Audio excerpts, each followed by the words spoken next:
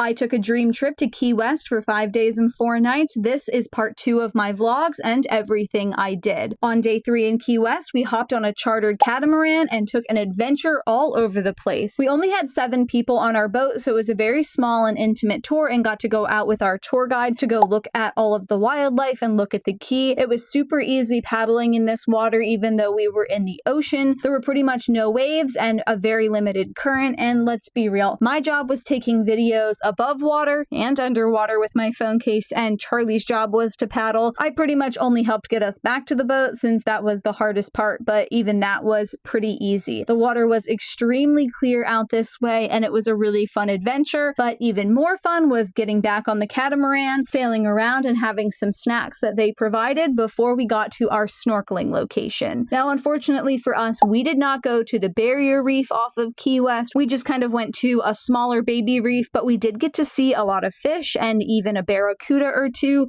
so there is still something to be seen there, and we had a great time. After that, the boat just kind of hightailed it back to land, and we got off, and we had the rest of the afternoon and evening to enjoy in Key West. Since we had some deli subs on the boat for lunch, we decided to go to Kermit's and get our first ever frozen key lime pie covered in chocolate on a stick. I got the strawberry and Charlie got the original, and it was insane and worth every penny. These were delicious and so refreshing after being out on the boat all day. This was probably my first ever key lime pie because I'm not that big of a key lime pie person, but that has changed after this. This night we went to our only reservation of the trip, to Santiago's Bodega, and got a ton of food to try. We ate almost all of this, but we did end up taking a little bit of it home so that we could have some leftovers for breakfast for the rest of the trip. Everything we had was delicious, so if you're looking for something interesting and different to do in Key West, make sure you get a reservation for this restaurant. And then we went back to the southernmost point so we could take an additional photo there since I liked my outfit better this day. This was the day of pictures, and let me tell you, Charlie loved taking my picture 8,000 times. It was his favorite activity of the whole trip, and that's not a lie at all. He loves being an Instagram fiance.